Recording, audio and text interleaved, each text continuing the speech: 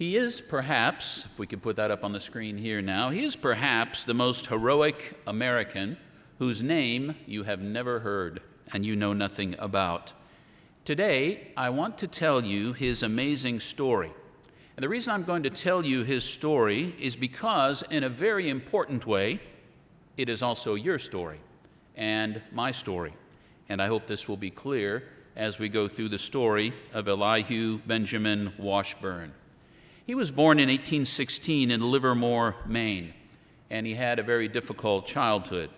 His father was a good man, but not good with finances. He contracted a number of debts, and Elihu had to work as a teenager through much of his youth to help pay off those family debts. He would work all summer long, from dawn to dusk, digging stumps, driving oxen, cutting and putting up hay, for which he was paid $5 a month. He left home at 17, understandably enough, to try his hand at something else, and at age 20, he decided to study law. He had a benefactor who financed his law studies, and he managed to go through Harvard and to pass the bar exam. He was told that there was a great need for lawyers out on the frontier, and the frontier in those days was Illinois. So that's where he went.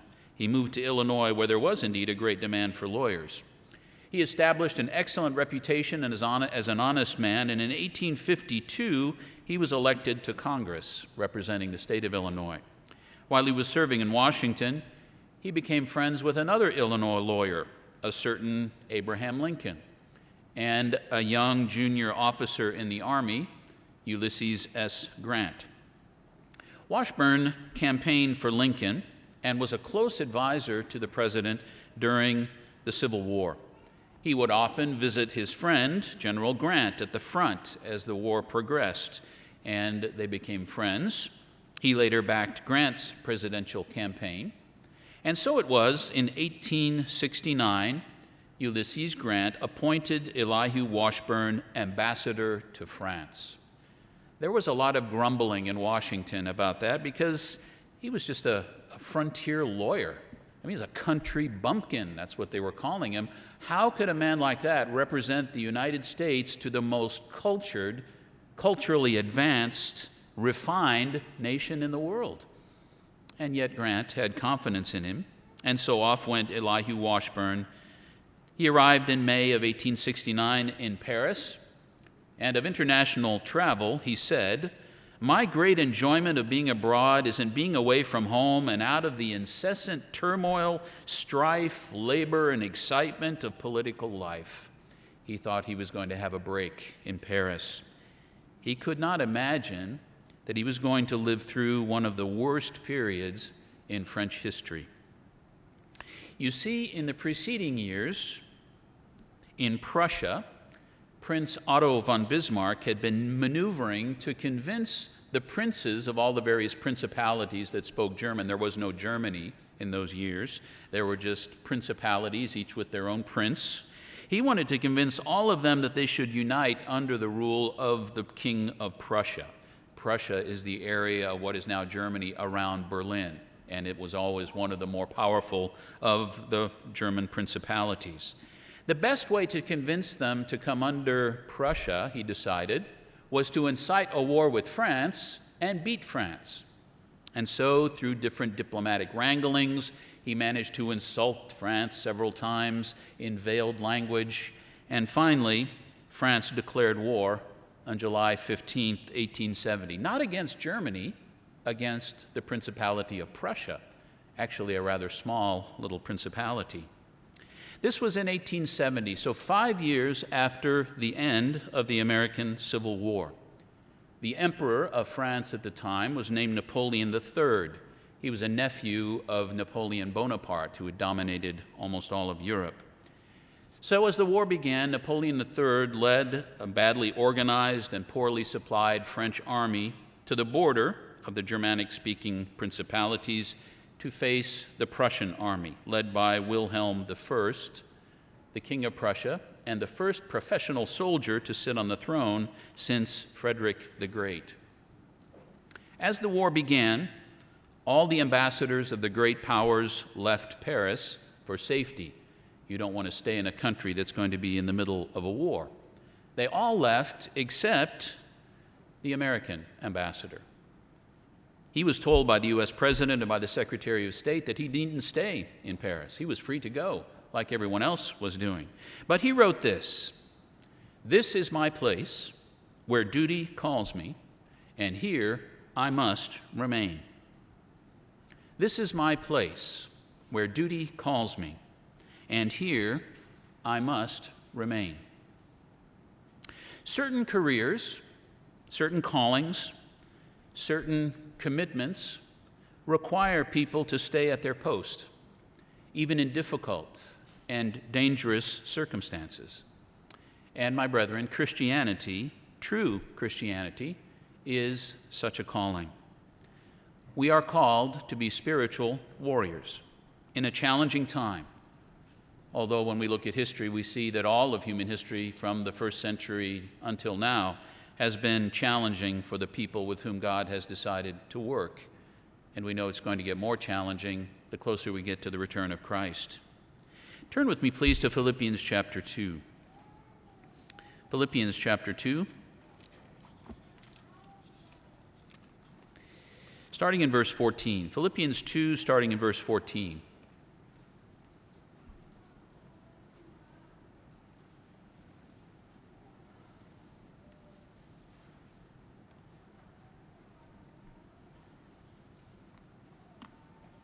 "Do all things without murmuring and disputing, that you may become blameless and harmless, children of God, without fault in the midst of a crooked and perverse generation, among whom you shine as lights in the world, holding fast the word of life, so that I may rejoice in the day of Christ, that I have not run in vain or labored in vain." We are to be blameless and harmless, children of God without fault in the midst of a crooked and perverse generation. And if you've been paying attention, you can see that the world in which we live, the society in which we live, is becoming more crooked and more perverse with each week that passes, sometimes with each day that passes. This, brethren, is our calling. Christianity is our post. It's never been easy since Christ founded the church, but as I mentioned a moment ago, we know from prophecy it's going to get harder the closer we move toward the return of Christ and what Galatians chapter 1 verse 4 calls the end of this present evil age. That's the age in which we live. I originally prepared this sermon as a presentation for the Winter Family Weekend last December, and the theme for the Winter Family Weekend was Armor Up. Something that we need to do as Christians. We need to armor up. We need to make sure we're wearing the armor of God. And of course, that's a reference to Ephesians chapter 6, starting in verse 10. Turn there with me, if you would, Ephesians chapter 6 and verse 10. We're going to read just briefly about the armor of God that we need because we have a dangerous post. We have a dangerous calling. Ephesians chapter 6, verse 10. "Finally, my brethren, be strong in the Lord and in the power of his might. Put on the whole armor of God, that you may be able to stand against the wiles of the devil. For we do not wrestle against flesh and blood, against principalities, against powers, and against the rulers of darkness of this age, against spiritual hosts of wickedness in the heavenly places. Therefore, take up the whole armor of God, that you may be able to withstand in the evil day, and having done all, to stand. Stand, therefore, having girded your waist with truth, having put on the breastplate of righteousness, having shod your feet with the preparation of the gospel of peace. Above all, taking the shield of faith, with which you may be able to quench all the fiery darts of the wicked one, and take the helmet of salvation and the sword of the Spirit, which is the word of God, praying always with all prayer and supplications in the Spirit, being watchful to this end with all perseverance and supplication for all the saints." With all perseverance. "And for me, that utterance may be given to me, that I may open my mouth boldly to make known the mystery of the gospel, for which I am an ambassador in chains, that in it I may speak boldly as I ought to speak." Let me underscore a few things in the 10 verses that we just read. We need to put on the whole armor of God. every single piece of it. We can't be choosy, well, I want this piece, but this might be uncomfortable, so I'm not going to put that one on. We need to take on the whole armor of God because of the dangerous posting that we've been given. Verse 12 talks about the wiles of the devil. We have a malevolent and tricky and merciless adversary. There is no pity, there is no mercy, there is just the desire to destroy us. He won't pull any punches, and we have to be aware of that fact. Verse 13 talks about the evil day. That means there will come crunch times, crucial moments, moments of crisis, turning points, times of dire trial, when all our preparations will be tested and plumbed. Verse 18 says, be watchful to this end with all perseverance. Perseverance. Sometimes that will be the crucial quality, to persevere, to hang on, to hang in there, to be stubborn, to tie a knot in the end of that rope when we reach the end of it and just hang on. One of the lessons that Jesus underscored a number of times, but in particular in the parable of the sower and the seeds, is the necessity for the Christian of endurance, of perseverance, of staying at one's post and doing one's duty all the way to the end. Matthew 13 will remind us of that. Matthew 13, starting in verse 1. Matthew 13, starting in verse 1.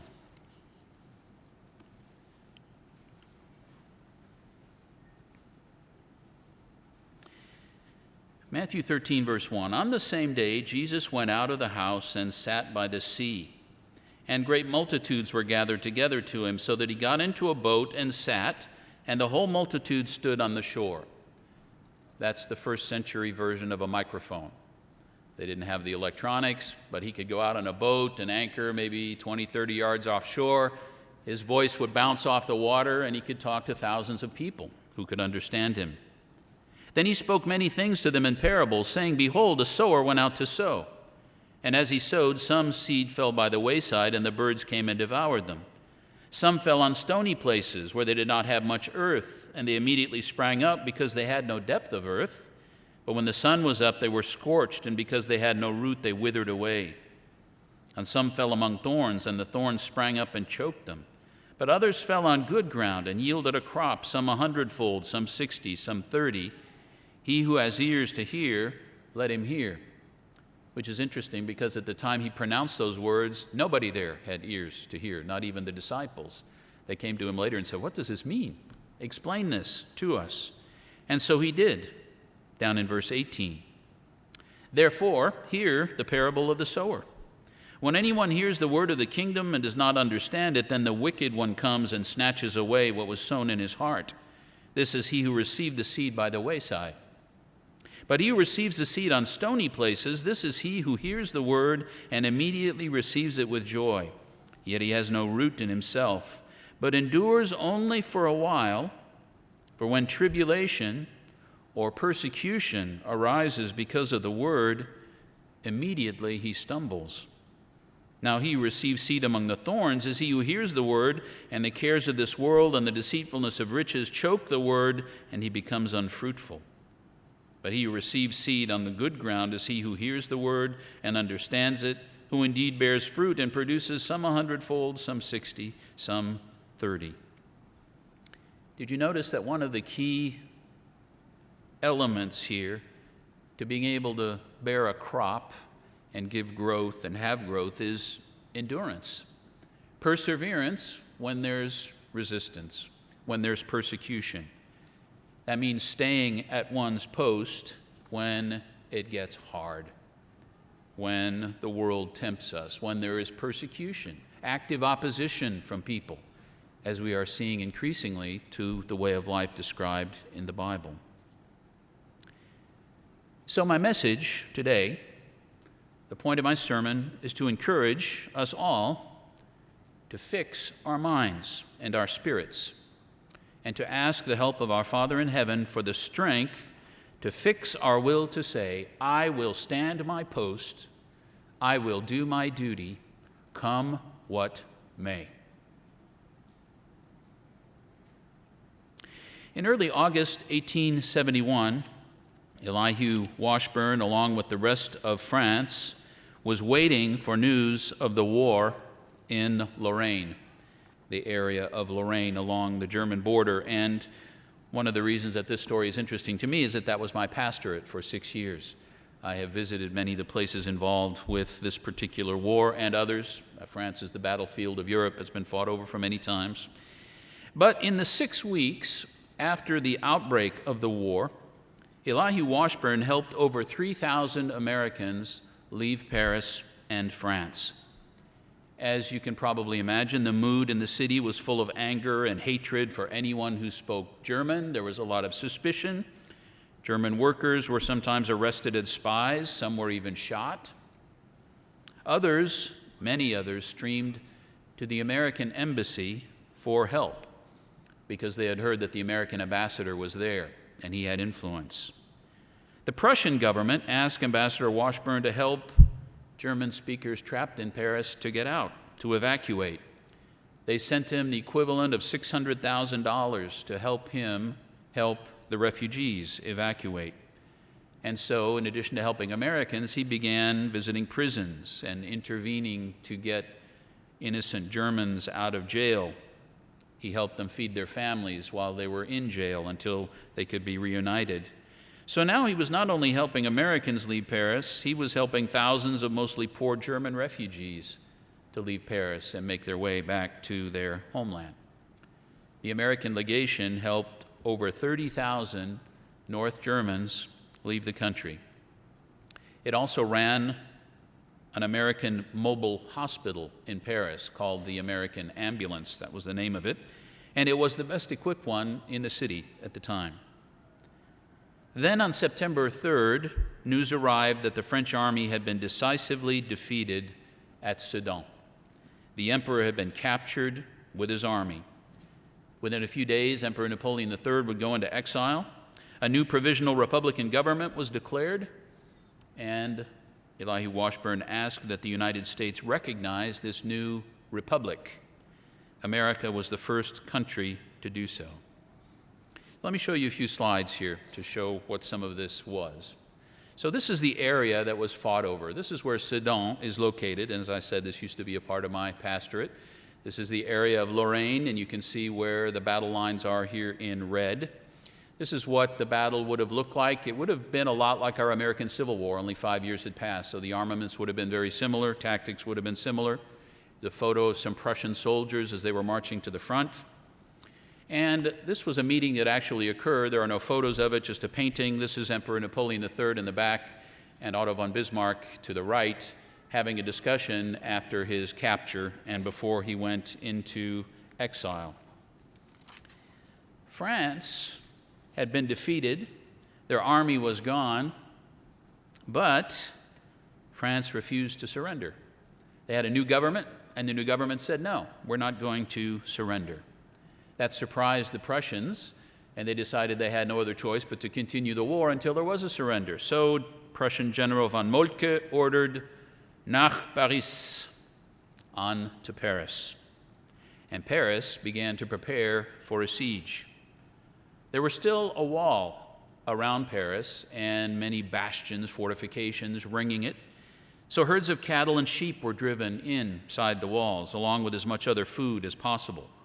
Forts around the city prepared for battle. They brought in munitions and ammunition and food.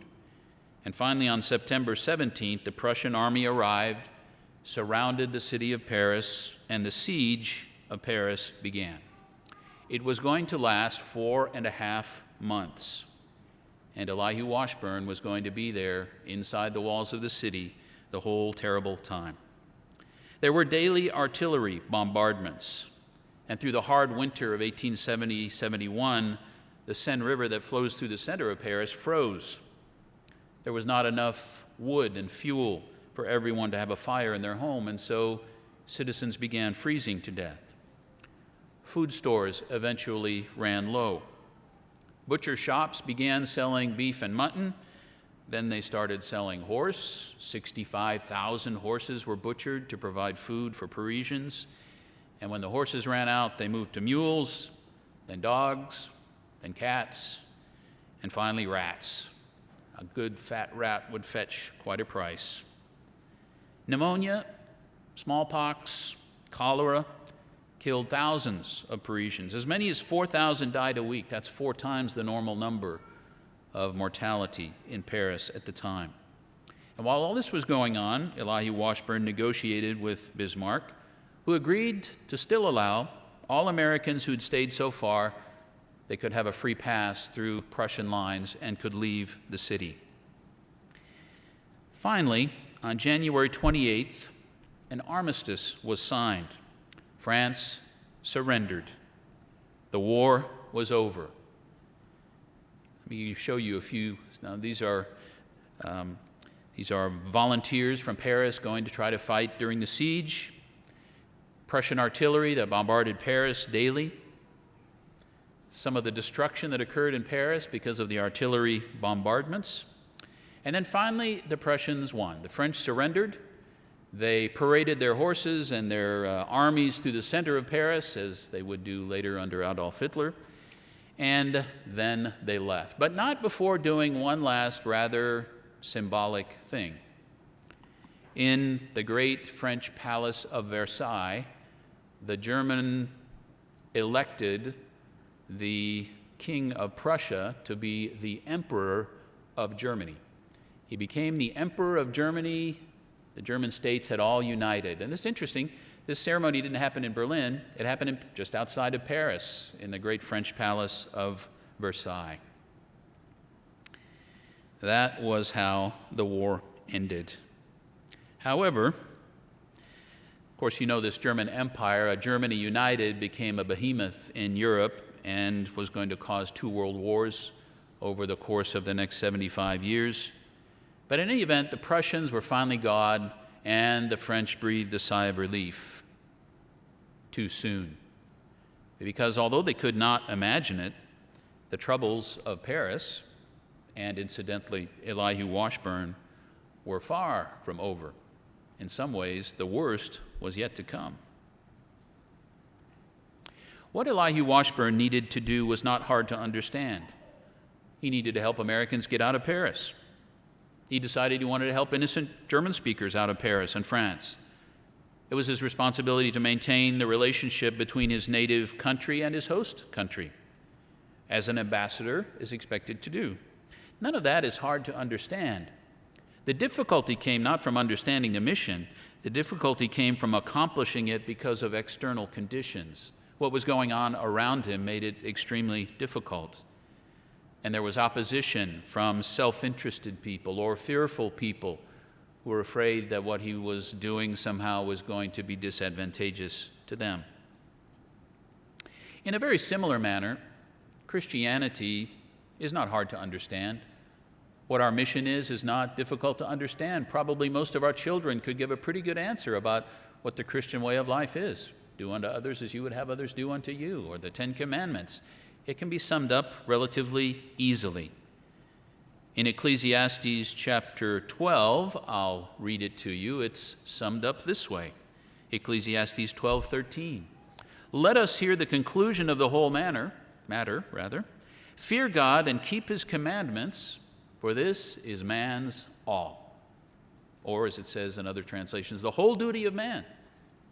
That's all there is. Fear God and keep his commandments. For God will bring every work into judgment, including every secret thing, whether good or evil. Pretty simple. Learn God's will, do it. Easy to understand. But we all know it's not always easy to do because we have our own human nature, and increasingly we face a very hostile environment around us where people are hostile, even hateful toward the Bible and the Christian way. We see more and more clearly that living as Christians is going to bring pressure on us, active opposition. We see it clearly now, even in the United States that used to not be that way. We see naked hatred for the Bible and Christianity. among many who would be our leaders. And we need to be prepared for that, so that we can stand to our post and do our duty, come what may. Jesus warned his disciples about this, Matthew chapter 10. Just back a couple of pages, Matthew chapter 10, starting in verse 16. He didn't hide from them what the path was going to be, how it would be. He said it was going to be difficult. There would be opposition, persecution. He told them all that up front. Matthew chapter 10, verse 16. He said, "Behold, I send you out as sheep in the midst of wolves. Therefore be wise as serpents and harmless as doves.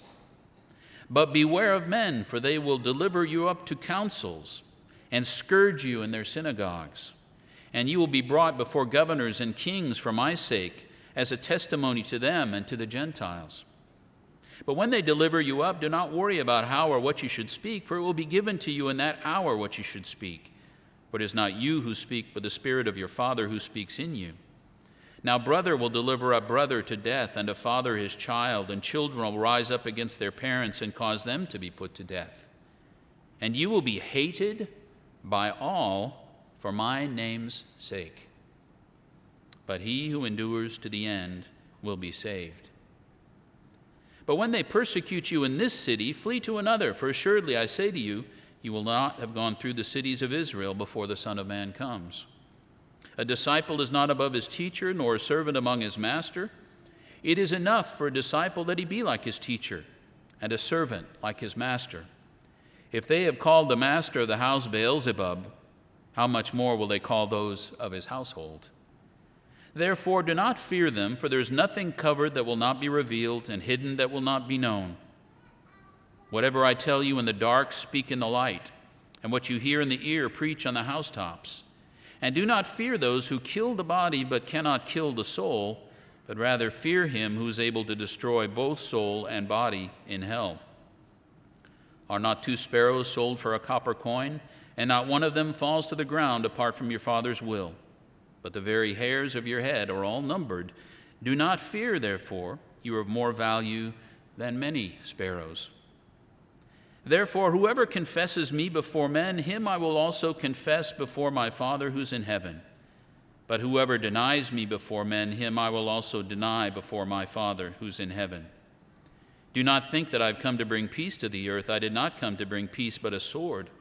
For I have come to set a man against his father, a daughter against her mother, and a daughter-in-law against her mother-in-law. And a man's foes will be those of his own household. He who loves father and mother more than me is not worthy of me, and he who loves son or daughter more than me is not worthy of me. And he who does not take his cross and follow after me is not worthy of me.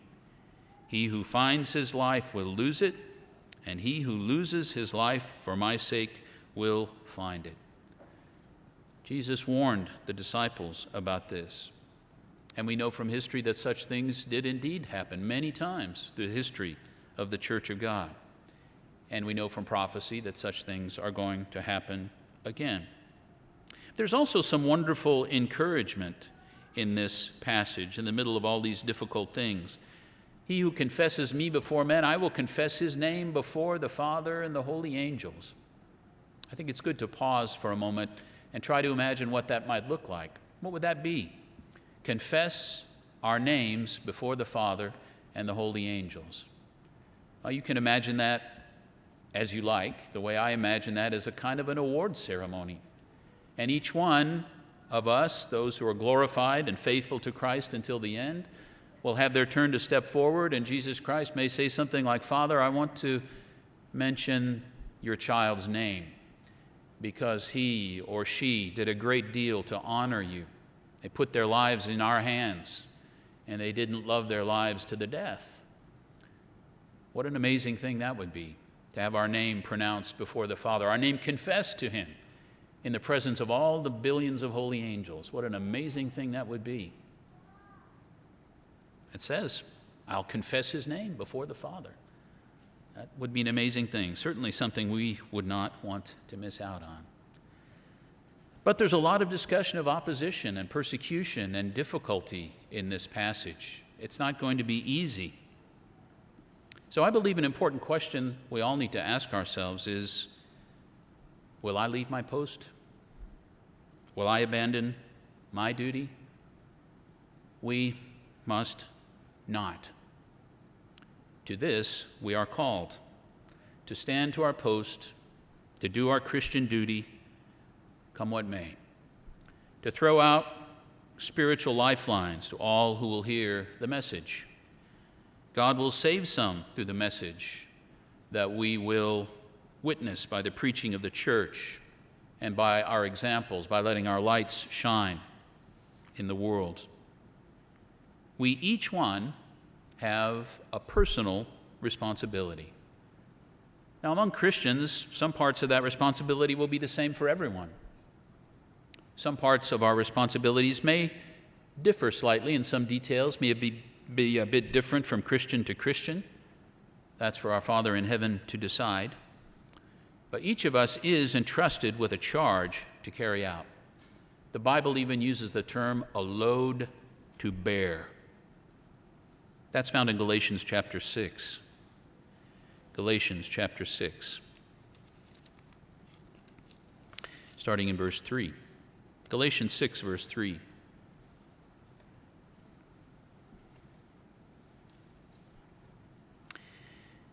Galatians chapter 6, verse 3. For if anyone thinks himself to be something when he is nothing, he deceives himself. It's true that apart from God's presence in our lives, we're really nothing. But with his presence in our lives, the potential is enormous.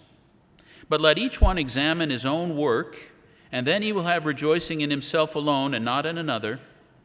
Verse 5, for each one shall bear his own load. We're called to bear a load. We have to pick it up and shoulder it and carry it on through. Of course, the Bible also encourages us to bear one another's burdens when we can, to be of assistance to each other. In fact, if you go back and read verse 2, it specifically says, bear one another's burdens and so fulfill the law of Christ.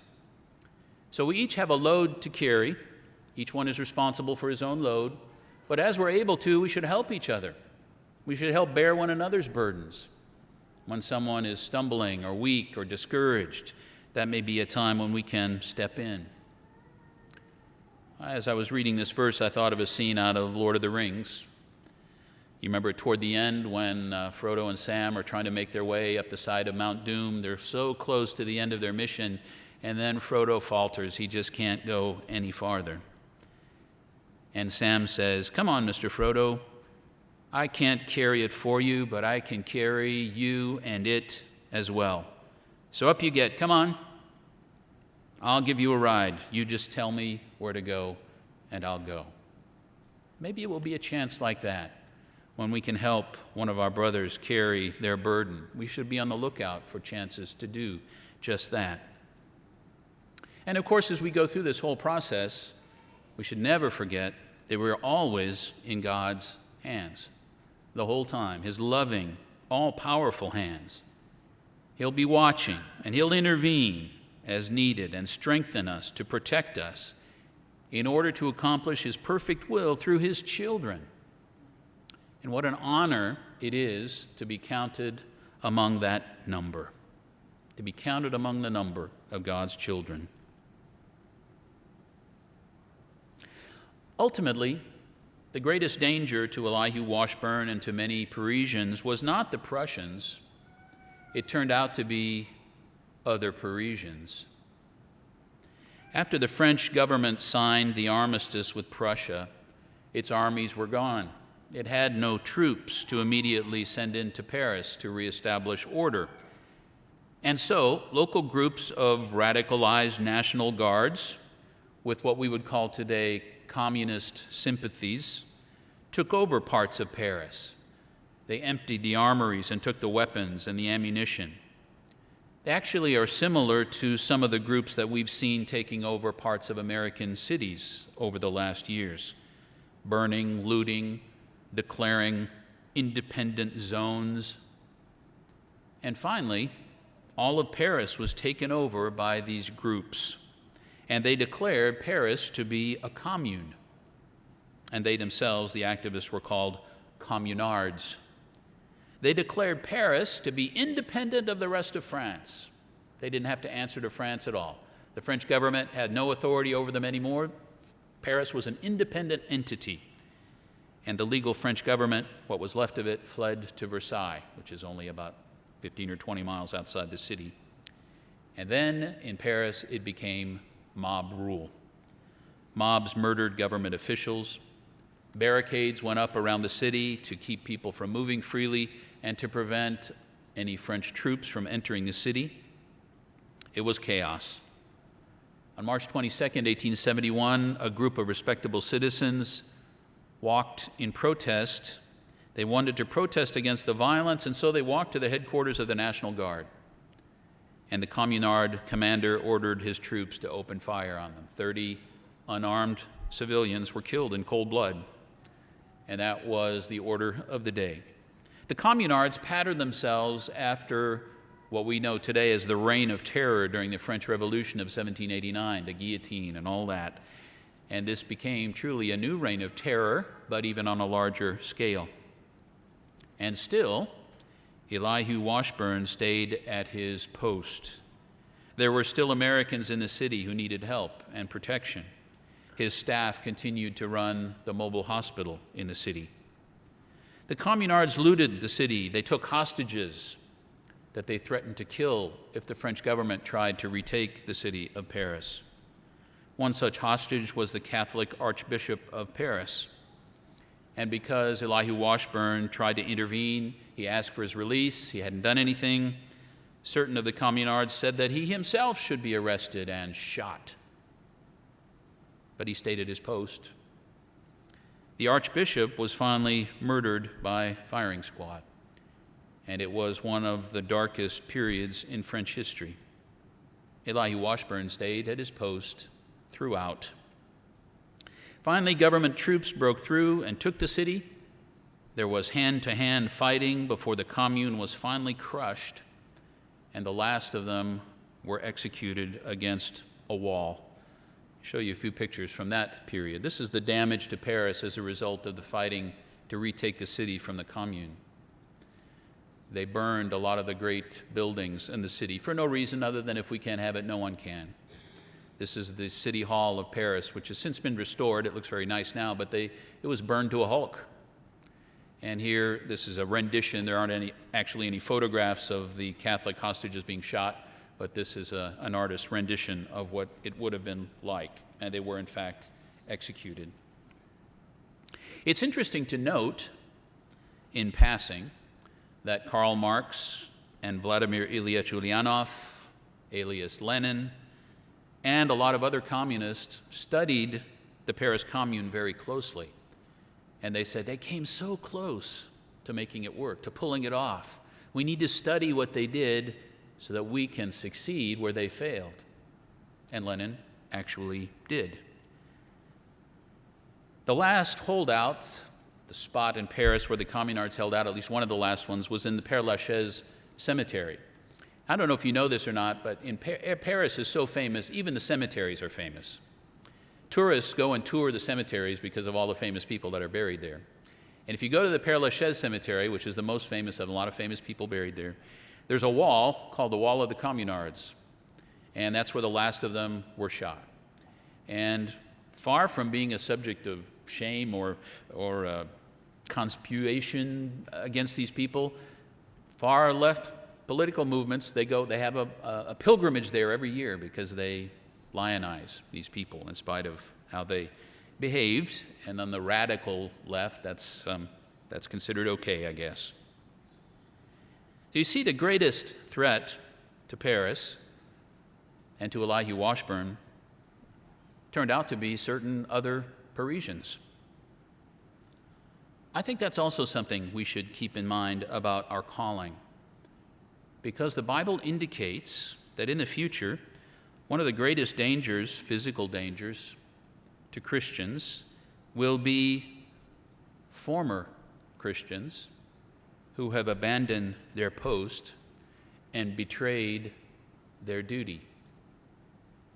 2 Thessalonians chapter 2. 2 Thessalonians chapter 2, verse 3.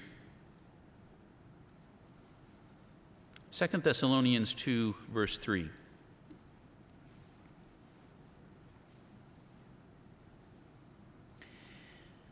One of the issues that Paul was dealing with in 2 Thessalonians is some people were saying that the return of Christ had already occurred. He was off secretly someplace. And so one of the things Paul said is, no, there are certain things that have to happen before the return of Christ. And one of them he mentions here in verse 3. Let no one deceive you by any means, for that day will not come, the return of Christ will not come, unless the falling away comes first. And the man of sin is revealed, the son of perdition, who apparently is going to have something to do with that falling away, who opposes and exalts himself above all that is called God or that is worshipped, so that he sits as God in the temple of God, showing himself, claiming that he is God. A falling away. A falling away from what? From the truth.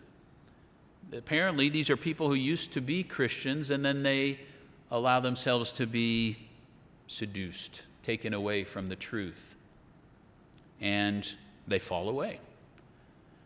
We have wondered over the past years, all the upheaval that we've had in the last 20 or 30 years in the Church of God, has this partially happened already in some way? Maybe, probably in part, but this seems to be very much an end-time thing. So this is not over. Something like this is going to happen in the end time when the man of perdition is there, probably the false prophet. So this is a future thing, a great falling away. And if we compare that with Matthew chapter 24, starting in verse 9, Matthew 24, verse 9,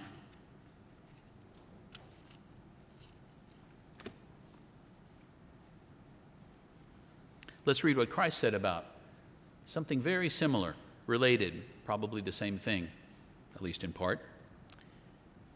Matthew 24, verse 9. So this is in the context of what will be the signs of your coming and the end of the age. And Jesus is explaining different events that are going to occur. In verse 9, he says, Then they will deliver you up to tribulation and kill you, and you will be hated by all nations for my name's sake. And then many will be offended and betray one another and will hate one another. Then many false prophets will rise up and deceive many, and because lawlessness will abound, the love of many will wax cold or grow cold. Looking at this in context, it seems to be talking about Christians. Is it just talking about people in general in the world, their love waxes cold? I suppose that's not impossible, but the context seems very much more to be about people who are Christians. And then because of all the stuff going on around them in this crazy world, they give up. They abandon their post. They betray their duty. And they begin to hate those who won't do that, who won't abandon their post and do their duty. A falling away.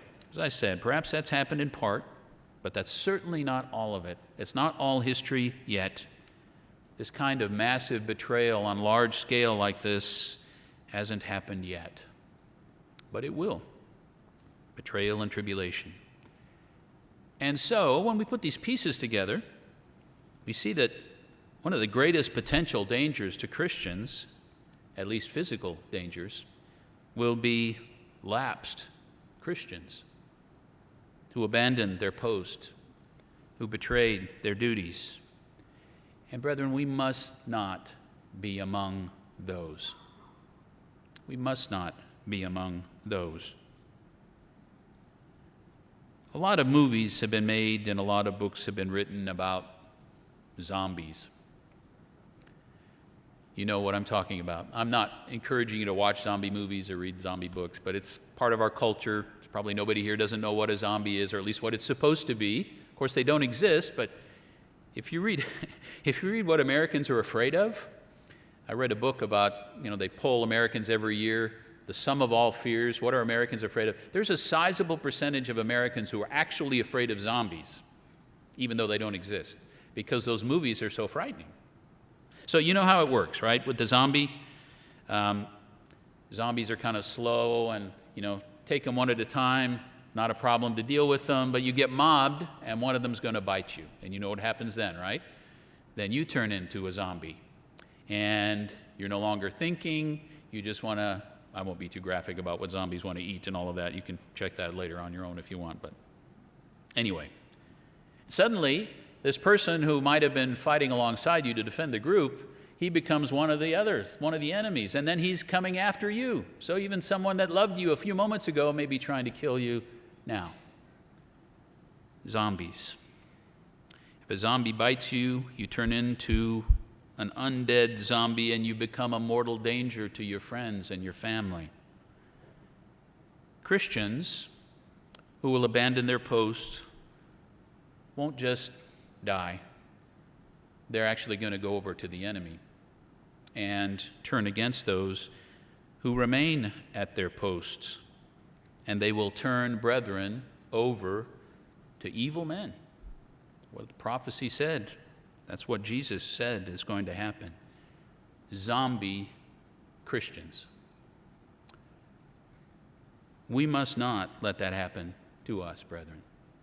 There is more riding on our spiritual health and our perseverance than just our own lives. Other people's lives may be riding on the fact that we will stand to our post and do our duty and not give up, come what may. The importance of standing to your post and doing your duty goes beyond your own life. Mine goes beyond my own life. To remain faithful to God is a way of protecting our brethren from what could occur. Zombie former Christians, unchristians, Christian killers. Apparently, that's going to happen to some. Let us resolve with God's help that it will not happen to us. We will not be among that shameful number. Look at a prophecy in Isaiah 50, please, with me. Isaiah 50. Starting in verse 4. It's the prophecy of one of the prophecies of the servant, the suffering servant, talking about what Jesus would accomplish, the Messiah would do. Isaiah 50, starting in verse 4. The Lord God has given me the tongue of the learned that I should know how to speak, a word in season to him who is weary. He awakens me morning by morning. He awakens my ear to hear as the learned. The Lord God has opened my ear, and I was not rebellious, nor did I turn away. I gave my back to those who struck me, and my cheeks to those who plucked out the beard. And I did not hide my face from shame and spitting. Why would anybody pluck out a beard? Any of you men who have used a dull razor in the past, you know what that feels like. It's too dull to cut cleanly, and so you end up plucking out a whisker, and that hurts. There's no reason to pluck out somebody's whisker or beard except just to cause gratuitous pain, just to make them suffer. And that's something that happened to Jesus. He was made to suffer gratuitously. He didn't deserve it. There was no reason for it, but he did. Verse 7, for the Lord God will help me, therefore I will not be disgraced. Therefore I have set my face like a flint, and I know that I will not be ashamed. That's what Jesus Christ did. He set his face like a flint. He would not compromise. He would not turn aside. He would stand to his post and do his duty to the end. We, brethren, must set our faces like flint. And I suggest that we all ask God to strengthen our will and to give us the force and the wherewithal so that we will never abandon our post or fail to do our duty. When Paris was finally free, and all the other ambassadors started coming back to Paris, Elihu Washburn was regarded, and rightly so, as a hero. Otto von Bismarck sent him a letter thanking him on behalf of the Prussian government for everything that he had done. He wrote, "His Majesty," that is the new Emperor of Germany, "has commanded me to convey to your Excellency the grateful acknowledgement for the zeal and kindness you have devoted to the interests of the German residents under circumstances of extraordinary difficulty and with corresponding sacrifices of time and personal comfort." Newspapers sang his praises. One American paper wrote, "Paris was deserted by the titled and the great. It witnessed starvation and death and all manner of disaster. Mr. Washburn still remained at his post, throwing himself between the ranks of arrayed Frenchmen fighting in a horrible death struggle. He saved all he could save." The New York Tribune wrote, "We do not recall an instance in our diplomacy of a more brilliant and successful performance of duty in circumstances of such gravity and delicacy." Not bad for a country bumpkin. And his assistant for the American legation wrote of him, "Hasn't our minister in Paris done splendidly? By the use of common sense, a kindly, generous disposition, and a true appreciation of the right, he has during this past year brought more credit to our government and people at home than they can ever reward him for. His name is on every tongue, and I'm sure that he will not escape the fate of other honest men for whom thousands of boy babies have and will affectionately and admiringly be named." And indeed, over the next years, there were a lot of Elihus born in the United States. Washburn was offered great honors by President Grant, but he turned them down.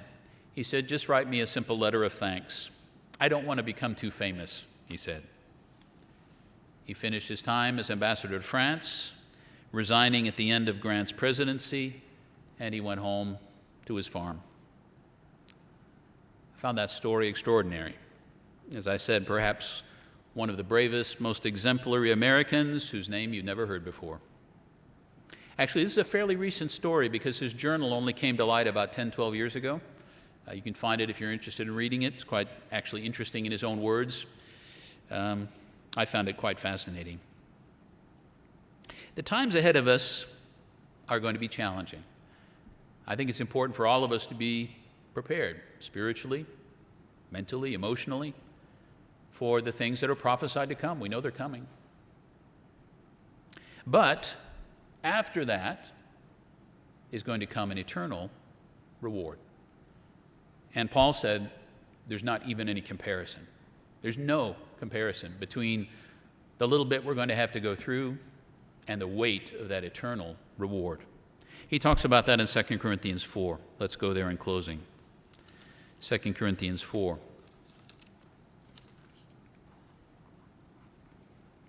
Verse 16.